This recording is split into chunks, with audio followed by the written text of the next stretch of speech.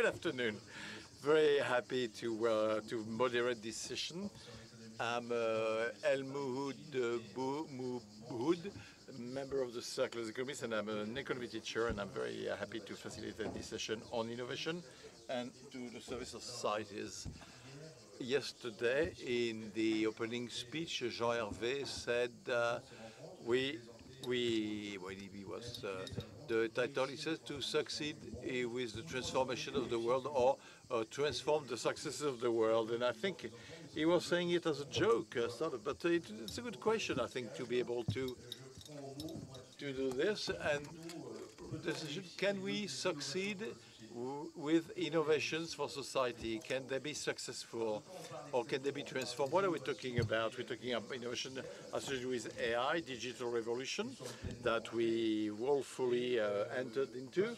And not just that, but also social innovations and issues of diversity, inclusion, which go together with technological innovation. Now, when it comes to artificial intelligence, for example, which is at the heart of this digital revolution, we have to make a distinction. Wait. And there is the cyber world and the business model. There is a real life. There is a link in industry with a transformational power profond. The automation of process is in progress and will be. So 3 questions I will ask to our members of the panel soon. So now, what are the vision of technological innovations?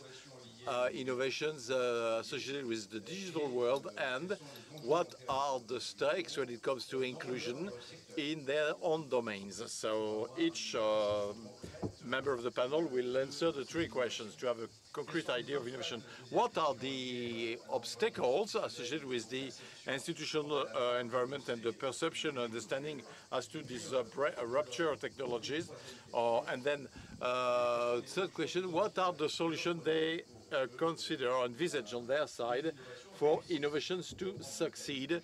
So to go back to the initial terminology, as to the effects, simply to set the scope without being exhaustive, because I think the presentations you will hear are very precise, most interesting, and they will be able to better inform those who are in the room. So we talk about machine learning, big data, Internet of Things, cloud-based architecture, information technologies, GPU, neuronal networks, and so on and so forth, to control the effect of AI and for any disruptive technology, especially the one which gain access to general use technology. We have to act upstream, that is at the origin of the creation of algorithm and of the underlying business model. So we need to invest in research and brains, but we also have to act downstream on the impacts, the effects.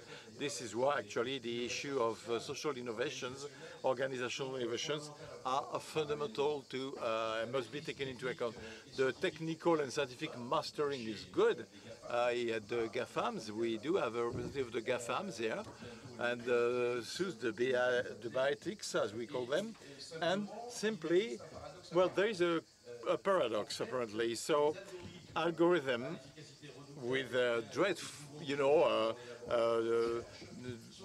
increasing efficacy are developed by private groups, industrial groups, and they pose issues with the relationship with society and possibly democracy. Technical control is something well established, but in addition to it, there are possibility of mass data monopoly and and huge investment in calculation power. So the business model of the companies make it possible for them to prosper, and the attention economy is at the heart of their development. Just a couple of the effects of AI. 75% of Netflix consumption is drawn by the deep learning algorithmic recommendations. Just repeating the term. So the robots that make it possible for Amazon to double its productivity in the next 10 years. Almost half of the jobs in the US are likely to be automated, about 2/3 in China, but yet at the same time, 25 million of jobs will be created in the US to build the virtual infrastructure. So effects will not be zero-sum games.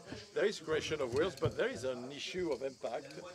The Baumol's law that economists love, which for a long time prevailed to distinguish, to make a difference with service and industry, is somewhat disappearing. Productivity in service was much lower than in the industry, which made it possible to develop new jobs, but maybe there is a change with the amazing productive effect in the services.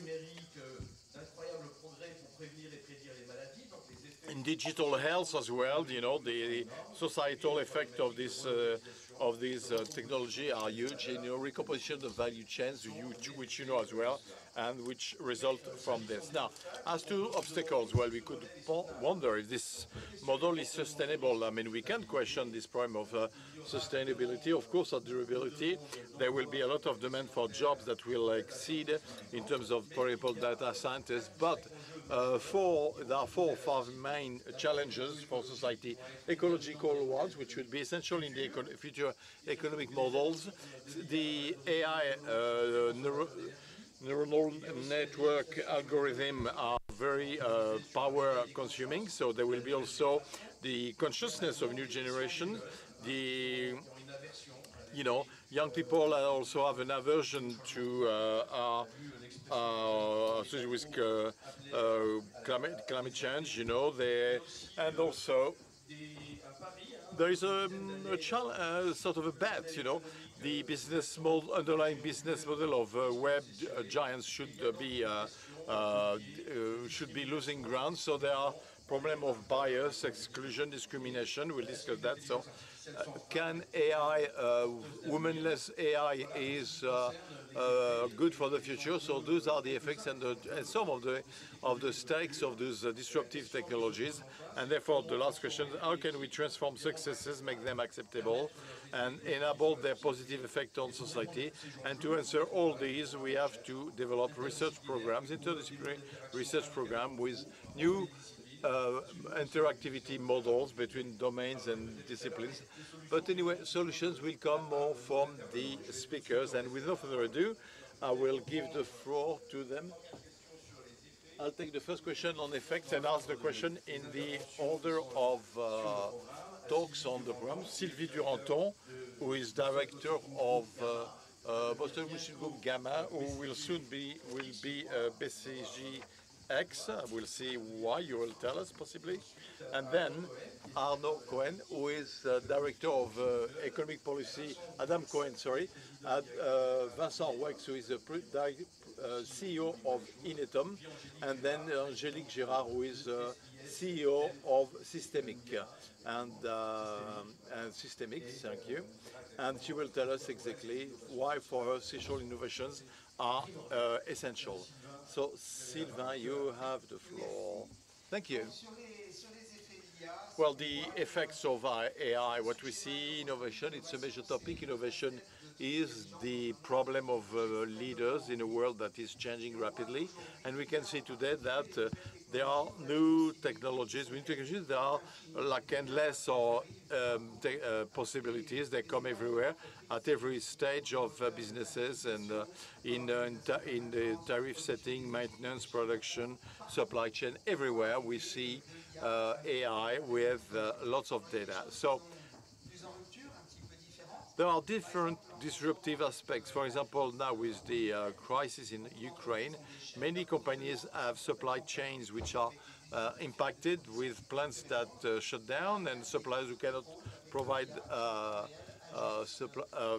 goods. And now AI will be used to send new orders, rearrange the orders, reschedule the production schedules, and so without AI this would not be possible.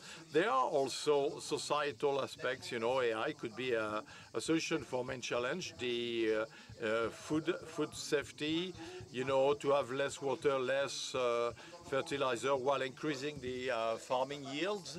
In some cases, thanks to AI, be able to identify lands where if we change the way crop is cultivated, we can capture carbon in the ground, and that it is captured, and that all the practices are implemented in the field. with a part done with using drones. All this is possible today and will make it possible to overcome the challenges of food safety in the world. Then again, predictive medicine, ultra-personalized or custom-made.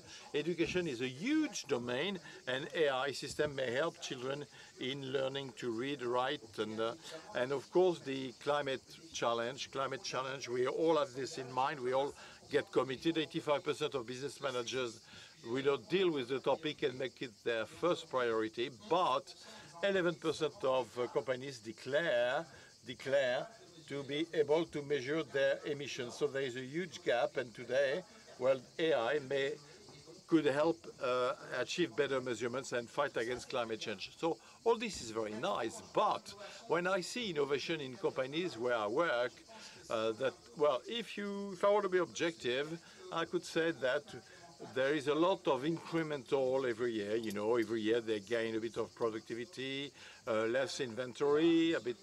But in incremental innovation today, I think we could give ourselves a score of 9 out of 10.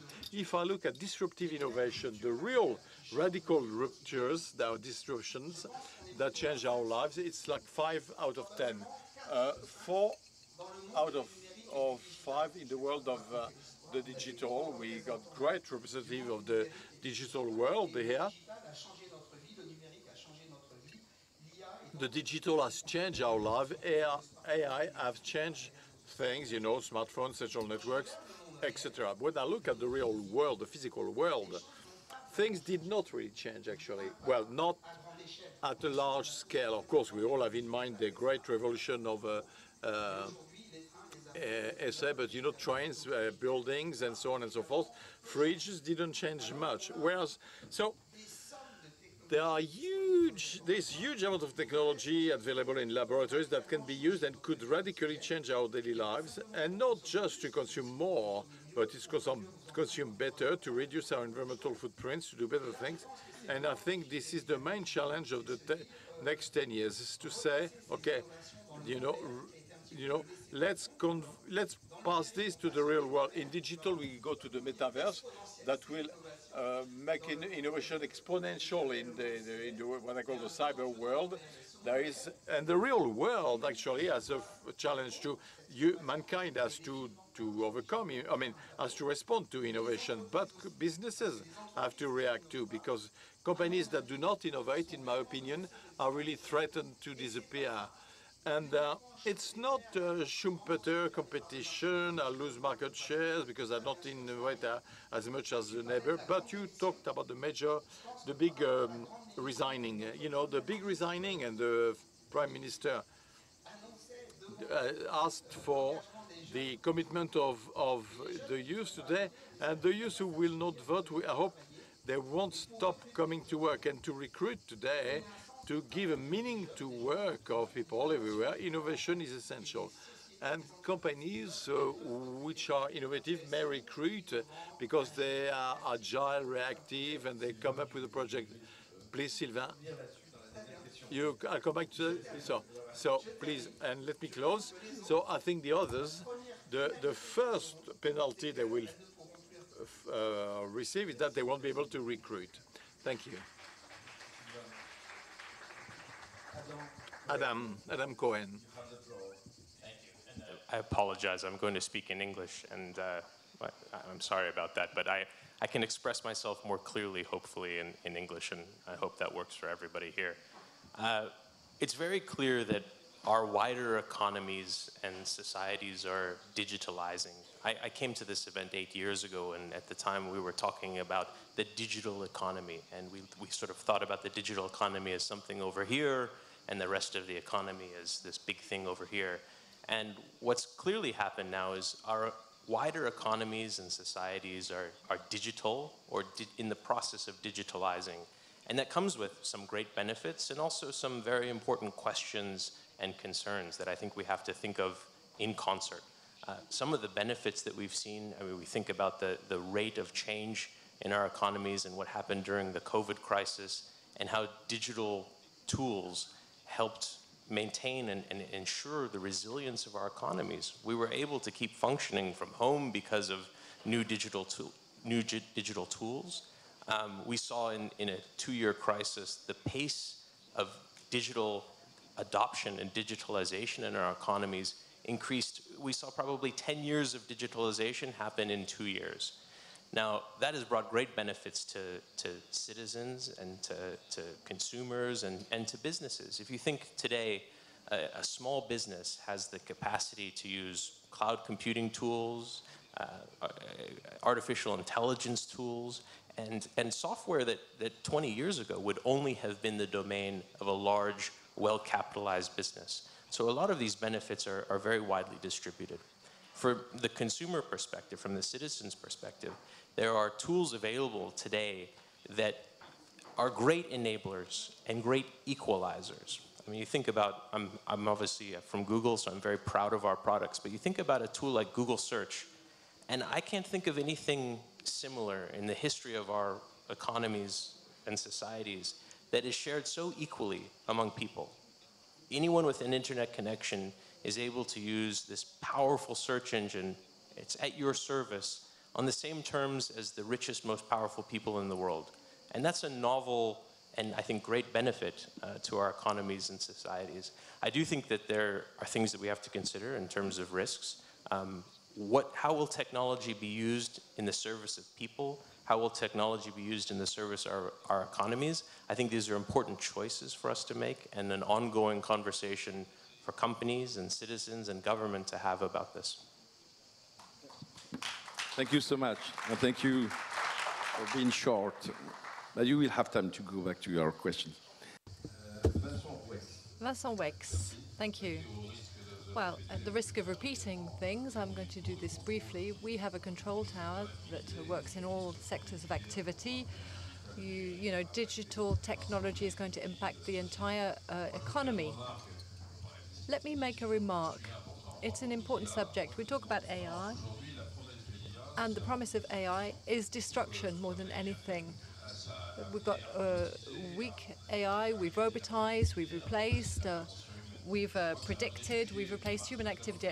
And so it's something that we have to be careful of because it will bring disruptive innovations with new jobs, new areas of activity, a new economy. These are subjects that are not very well developed today at a small scale. So now we're beginning to be interested in these subjects after dealing with all of the subjects linked to robots. The good news is that faced with industrialization, it's clear that digital technology, robotization is going to be a major subject. I don't know whether we're going to create as many jobs as those that have disappeared, but the idea is to redesign our production lines in near field or by relocating them thanks to digital technology, but we're going to have benefits. You've got the question of disruption. How do you create a new molecule? We're working on health subjects. We're working on other subjects relating to robotization in order to optimize robots and neuronal functioning. So we're going to develop new jobs. And, you know, we need to focus on skills for this. But I think we've got to be careful today. We've got this negative image that is linked to AI, but it's above all, it's robotization, productivity, optimization, new jobs. So there is a whole range of things being created, and that's linked to innovation. Thank you. That is the challenge, isn't it? How do you get these positive effects to appear, to emerge, whereas the negative effects are visible to the naked eye, and also the short-term effects? Angélique GERARD, you can maybe carry on and talk about innovation in the broad sense of the term. So we've just talked about high-tech and digital technologies that are highly innovative areas. So it's our role, therefore, to make sure that we can have an impact on other economies. Today, the major challenge of these industries is not just to create technological innovation, but also social innovation. This is what we were talking about earlier on. You know, we've been sharing that together around this table. So the underrepresentation of women in sectors has a high added value. So STEMs. So this underrepresentation of STEM raises the problem of equality and usefulness. Equality because, well, we understand it's desirable to have a significant number of women in the highest number of industries possible. Usefulness, now the fewer women there are, the less innovation there will be. We're innovating much better and more if 100% of the population is able to do it. That is my personal conviction. We can see ethical progress, useful for the highest number of people if the highest number of people can buy into it. And it's not just a question of gender. You've also got the question of social origin that has to be taken into account. Thank you very much. Yes, that is a central challenge. And as president of the university involved in science and technologies and human and social sciences, so I'm very sensitive to what you say. We have a chair for women in science. We're trying to attract women to sciences. They're just as good as boys, if not better, but they don't necessarily come to the science field. So it's important if we want to respond to the needs of the labor market. We need to offer double skills as well, dual skills. They're fundamental for the future. You began to talk about that, Sylvain. And by opening a dual bachelor's, the number of women is 45% with respect to 10% for just maths alone or IT alone. So women are very much attracted to scientific disciplines if we make an effort and give meaning to these technologies. And we're seeing a concrete example of the challenges. So there are obstacles. So let me do the opposite order from you. Angélique GERARD, what are the main obstacles to the diagnosis? Well, I think it's easier for me to say as a woman. So we're experiencing a period of contradictions between the requirements of our companies when it comes to equality and equality between men and women, and the means that we have. I'm thinking of the reform of the equivalent of A-levels in 2018. We're still voting on coercive laws for companies like the Copper Zimmerman. I'm favorable for that law. But if we don't deal with the problem of gender diversity at its roots, we will have to always have quota women, which is not beneficial for anybody. It's not beneficial for women. It's not beneficial for companies. So it's a real subject. This reform of A-levels, our companies, our industries have major challenges for the future. There's a dual transition, digital transition and an environmental transition that needs to be rolled out. And we know how urgent it is, the environmental transition. 30,000 engineers are produced a year. And the vitality of our economy is suffering from an absence of 20,000 engineers. And girls have deserted the scientific and technological disciplines before the A-level reform. And that has really put another nail in the coffin. We don't always realize the impact of this reform on the recruitment market, the labor market, because this reform is going to have an impact in 4 years' time.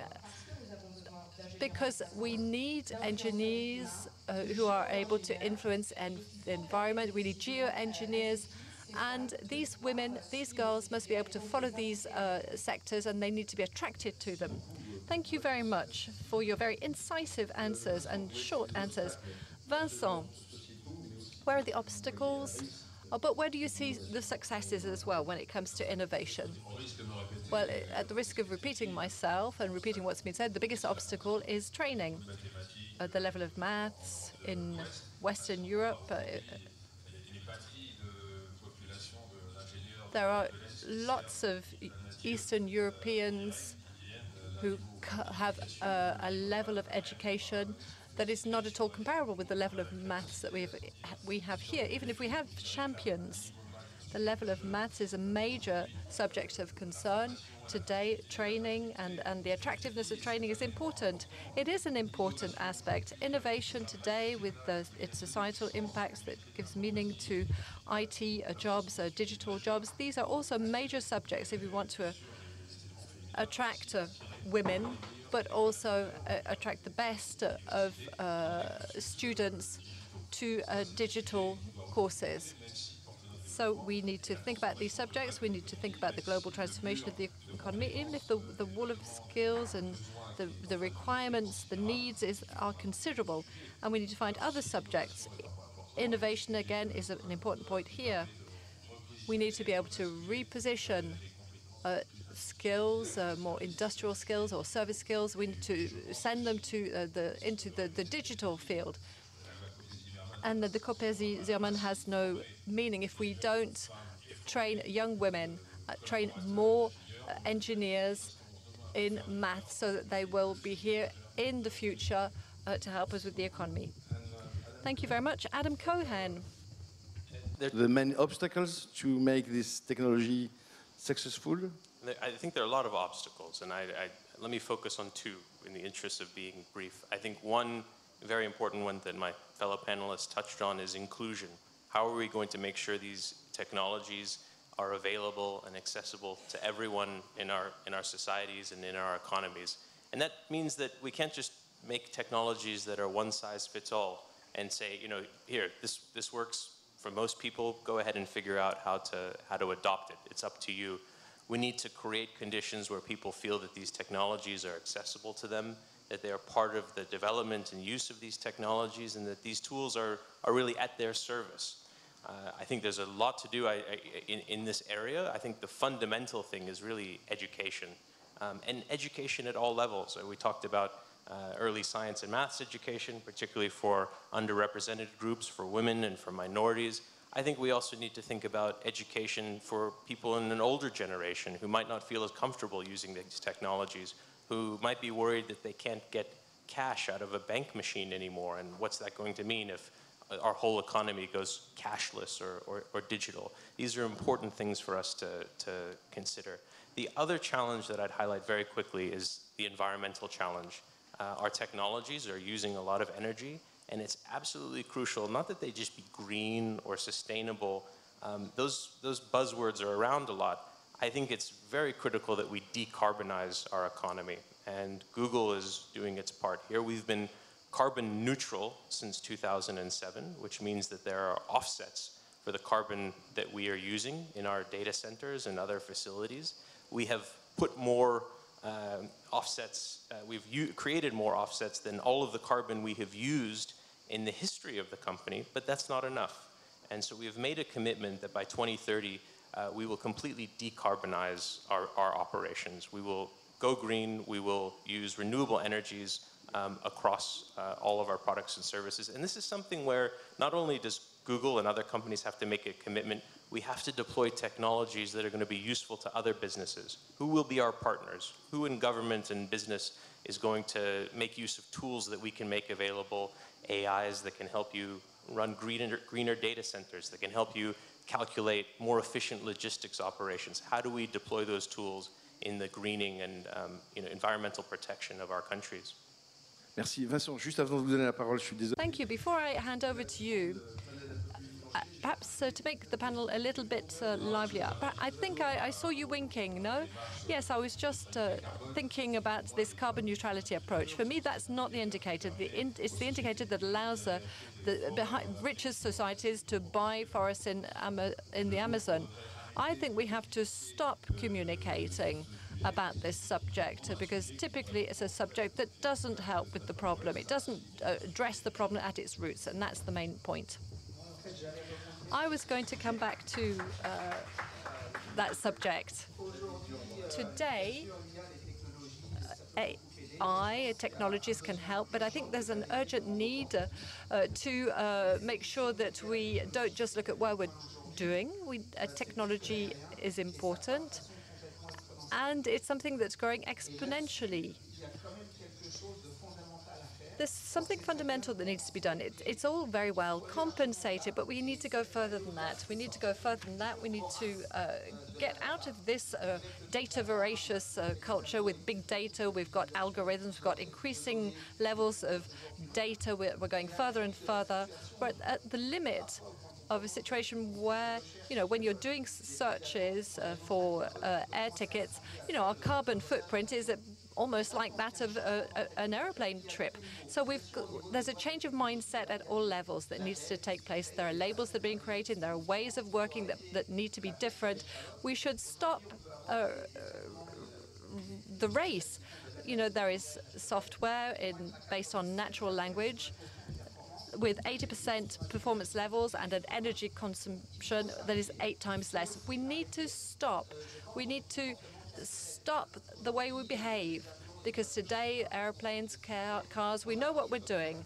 We're making decisions that are linked to our environmental footprint. A computer, all of our digital technology, you know, when we're filling up our cars, our digital behaviors, it's like going to pick up our children when we go, it's like picking up our children with the air conditioning on and the windows open. Anyway, there's another subject that's very important that you started to talk about, and that was the question of trust. And that is frightening today. 1/3 of the OECD employees think that they will be out of work because jobs will be automated. 1/3 say that in 5 years my job will exist, but as I will have to understand AI, I will be unemployed. And then AI, so another third think unemployment, without thinking of all the dystopias, Matrix, Terminator, you know, aliens from space, robots doing everything, without talking about the transparency of algorithms today. That's, you know, we're thinking about algorithms and you know, the university courses that allow us to learn algorithms. So there's this background noise that is fairly negative. And at a given point in time, if that background noise becomes too negative, we won't be able to innovate anymore. And we're going to lose what we're earning, what we're gaining in terms of climate, health, education, the food chain. I think we've got to rebuild trust with more responsibility, more accountability when it comes to AI players. Because without that trust in public opinion, in users, we're going to be in a tight spot when it comes to innovation. Thank you very much, Sylvain. I think there's a question. I'm going to give you the floor for the third round of questions. You know, what do we need to do? What are the solutions that you're thinking about? But before that, I'd like us to solve a problem. Now, you underlined this, Vincent ROUAIX, with the question, and Adam, you know, the question of carbon neutrality versus something else, some alternative to compensation in order to move forward. With AI, I see something. It's not due to AI itself. It's due to the structuring of the transformation of globalization. What I'm seeing as a researcher is that we're observing a relocation, a recomposition of value chains, partly thanks to digital technology, thanks to robotization, because we're seeing differences between OECD countries and emerging countries. The gaps are closing because of the costs going up. Where there's no point relocating to China, so we've relocated industry, and this is one of my favorite themes. I think at the same time we're seeing a hyper globalization of services. So we've got a contradictory movement going on. We've not just got deglobalization. If we were to talk about that, we'd have to look at all of the components. I'm seeing this contradictory movement. Industry is coming back, services are going away. Not just little qualified services, but the other services that we've talked about linked to qualifications. So in terms of emissions, of carbon emissions, there's a conflict of views between the development of digital technologies. Is there a conflict of views? And there's a conflict in terms of policies and the imperatives of fighting against climate change. So this is a question I would like to ask you. More globally, concerning the approach in our various models today, we must be able to accept less profit to rework what we call regenerative models and to reshore industries at home, but not the same way. We have to do it differently. We have to be able to innovate better with less, because if it is if we make the same mistake again, we'll just save carbon on the transport, but the impact of the product used will be the same. So the topic is more to integrate the fact that we can no longer work the way we used to, and all our companies, and I see Bros Rocher in the first row, who's done a lot of work on this topic. So we want to work on those regenerative models, finally, to be involved in this environmental transition, to accept less profit, but to more be the winner of this war. Yeah, clearly, reshoring will not take place without digital AI and so on. But we observe the same thing in services, you know, relocalization from the large cities to the countryside, you know, or other places. It's a reality, and at a scope which today is significant, and that is disturbing models. Well, it goes other models, even of, you know, of when we go to look for skills in low-cost countries, you know, there is a different competition. Then there are problem of, you know, are we being to ensure continuity in our societies, in the missions we do? And in the long term, well, possibly tax problems that we need to be solved. But we can see the impact and the effects, you know, in Eastern Europe, in Africa, in Latin America, with the delocalization of qualified service jobs. Adam Cohen. I think it's hard to be absolute about the phenomena that we're seeing at the moment. I think there are a range of different things that we can observe, and some things that we predicted, like the pace of digitalization that would lead to collapsing supply chains. That has happened to some degree. But also, what's remarkable is that these sort of traditional supply chains can coexist side by side. I'll give you a couple of examples. Think about how you might buy a mattress today. You know, in the old days, a mattress manufacturer would distribute that mattress to a mattress wholesaler, which would then send it to a mattress retailer, and then they would sell it to a consumer. Today, these companies are selling mattresses directly to consumers. It increases transparency and choice for consumers. It increases efficiency in our economies. But we also see other examples, supply chain examples like airlines, where consumers now can transact directly with an airline, but they also use intermediaries that can help them compare prices, can help them compare you know, various attributes like on-time ratings and you know, the best, most convenient airports and a range of other features. So I think these things can coexist.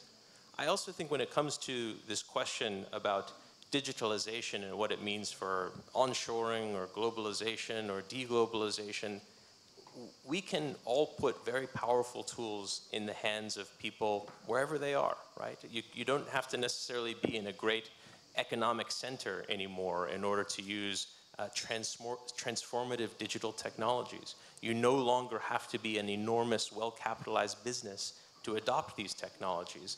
And the benefit of using these technologies is that you grow in experience and expertise. It's not just that you're taking or consuming something that's produced from overseas. If you're using cloud services, if you're adopting open source AI tools, you are growing in your experience and your ability to make them your own, put them at your service, and make them very local and unique to the way that you want to operate your business or interact with consumers, and you have a lot of control in this environment.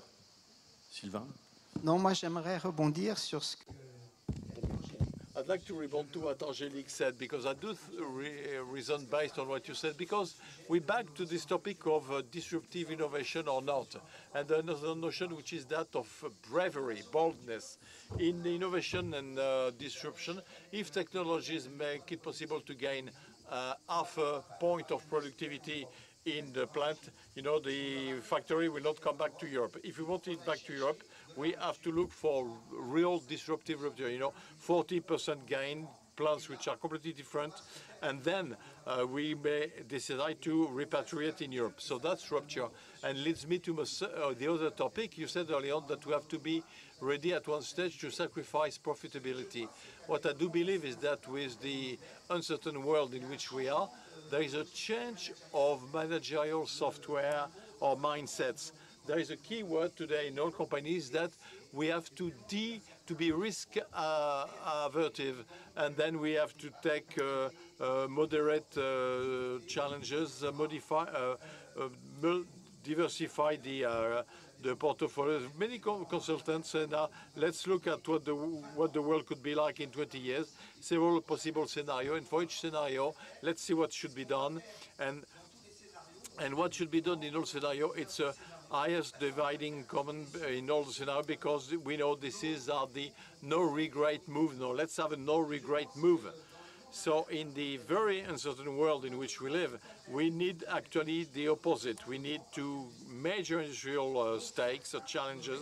Some will not succeed, let's face it, but companies who will win will be the ones those who decided to use technology to be really disruptive. And it calls for a major change in mindset in the way financial markets, boards of directors, managers, will think in many ways. So there is a period that I do like very much, is the end of the 19th century, where the modern economy was created, coal, metallurgy, railways, banks, and so on and so forth.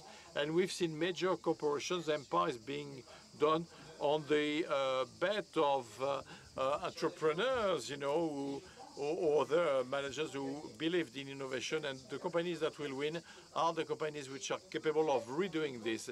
And we no longer can be in the no-regret move. Let's go. We must have convictions where we have to put means. We know, let's bet the farm, So, well, to bet the farm, in some cases it will work, and in other cases it will not work. And we'll get back to this. This is what all startups do today, with the challenge of, moving up to scaling up, which is difficult for startups. But at one stage, I think major corporations, and it is also their responsibility to be bold enough to take risk. And those are the risks that will bring in innovation. Thank you, Sylvain. So you already discussed the solution, which is the third question I'm asking, but we might come back to this question of missions, but it could be also mission in terms of public policies. Now who would like to take the floor on the third question, solutions? What to do? So I don't think that the solution should come from public policies. Quite the opposite, actually. That's a clear-cut answer, honest answer, even though the Prime Minister, Elizabeth Borne, was saying in the previous session, especially when she said that knowledge reduces inequality, national education system cannot do everything alone. Well, this is why we created Systemic, to initiate a new generation of feminine talents in STEMs. We've seen several symptoms in young women, gender-oriented stereotypes, and our studies show that as of 12, girls move away from science. So, that is so we have to pay attention at this time and give the good advice. And it is also a lack of experience often, of a practical experience in themes. So we decided to act. So this is why I think that, well, I do believe in the individual responsibility, and therefore I believe in private initiative to change things. So how do we act? Well, we have a very new system, so information, recruitment, networking and support, mentoring, to favor links between younger women, their parents, teachers, the economic players and recruiters. And by the way, I would like to thank, we have several partners here today. It so happened that, it's quite Inetom. Inetom is the first partner of Systemic. So thank you very much for your conviction, sir, and thank you for your action on our side. Thank you very much. So, well, I'll look at it. I believe in the role of politics. Okay, here comes the debate, because of course we do have initiatives, partnership with schools, but when we look at the changes, the role of politicians is essential, not in the way it is done today. We have to be more stringent in education, mathematics, payment to teachers, the new orientations, make sure that university will match the needs of the business. That's a major role. But for the economic role, well, the positioning of regulations that will facilitate the fluidity, and we're making a mistake today when we talk about regulation. we impose standards, and it was said this morning, standards which eventually become handicaps for the small companies, very much like rugby, when the referee is too strict and they don't let the game be played, well, the largest pack will win. So, I think it doesn't. Major players are not impacted by some of the regulations, but it creates major difficulties for small players for their growth.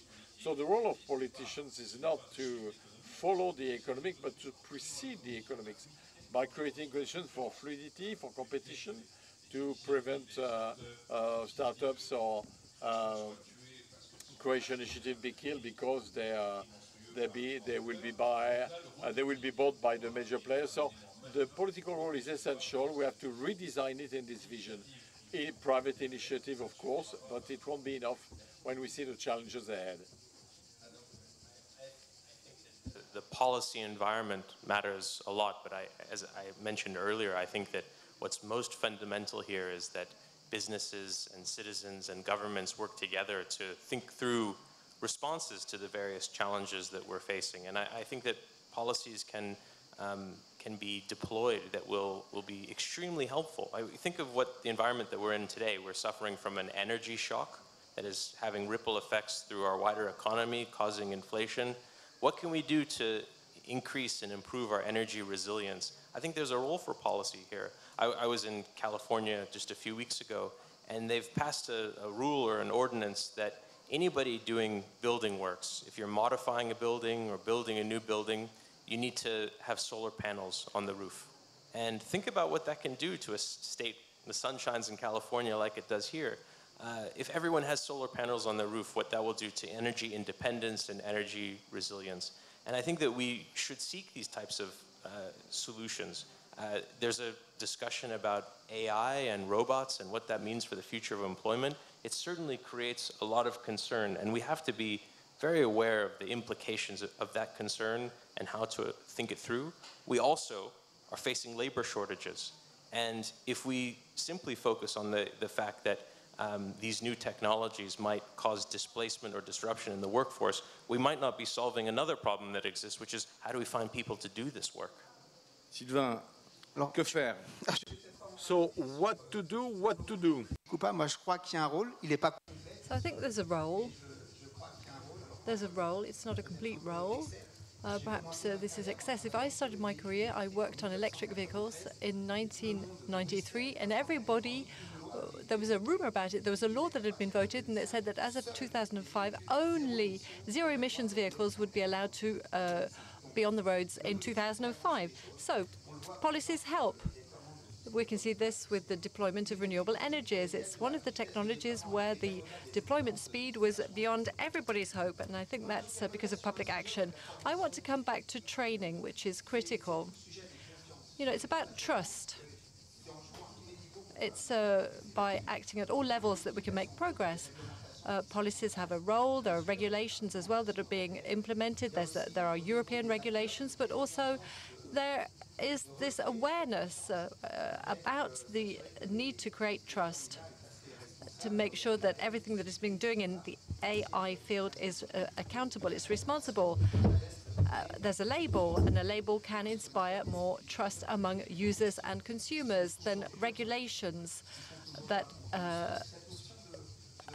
have to be understood. So this notion of trust seems to me to be extremely important. And so we mustn't be too negative about AI. Now, we've heard about climate subjects, but we must stop being complacent as well.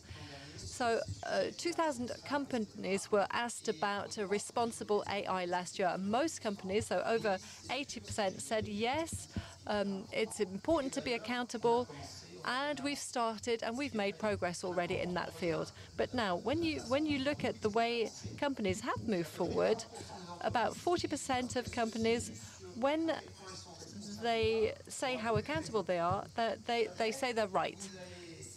And then you have 5% who underestimate what they're doing. They're doing better than what they think. But 55% of companies are convinced that they're doing very well when it comes to a responsible or accountable AI, but they've still got an awful lot of things to do. So I think that complacency, it should not be allowed. It's really an important area, and we've got to have responsible, accountable AI. It's not just about having a committee that's in charge of that, that's checking that the algorithms might be biased or not. You have to decide when an algorithm is tested or not tested, is good to be used. It's like with cars, there are crash tests, and it's like when you take an airplane, somebody who is not the builder of the airplane can guarantee that it's reliable or that the car is reliable. So that's what we need for AI. How is AI tested? How do we know when it's been tested enough? What about the drift over time of certain algorithms? You know, all of these subjects, including discrimination, are not being taken into account enough. And that's the only way we can recreate trust. And let me just finish with one thing. It's something that was important for me, and you know, I spend my life thinking and doing research about AI. We did a study with the MIT, which was a highly disciplined and rigorous study. Of course, it was frightening. We talked about it with companies, but there were large-scale studies carried out by MIT. When you deploy AI in a company, the team receiving the AI, in over 80% of cases, there's an improvement in the morale of the teams, and that's because it's modern, it helps, and it helps with jobs that were a nuisance or painful. And so, you know, we talk a lot about fears associated with AI, but when AI arrives in a company, in most cases, teams have a better morale. So we've got 3 minutes. One question down here, and then over there. So be quick with the microphone, please. Thank you for giving us solutions. I could give some, but I'm going to shut up. Yeah, I'd like to come back to what we've just heard about the aging of algorithms. Could you tell us a bit more about that? I'm naive, and if so, you know, an equation is can it age? So that's the first question. We've only got an hour normally, so yes, if you can ask your question, please, sir. I wanted to come back to two declarations. The first is that today, in European programs, and especially Clean Sky programs, there is a convergence. There are groups that are being set up with extremely broad sets of skills, ranging from chemistry to test flights, and that's part of the same consortium. The second thing is, so you said that it's difficult to see the developments in the aviation industry, for example. There is a European project whose objective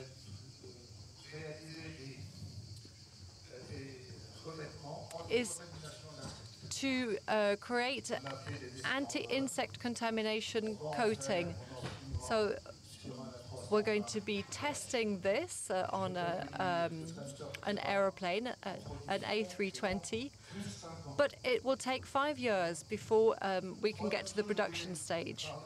The third thing I want to talk to you about is digitalization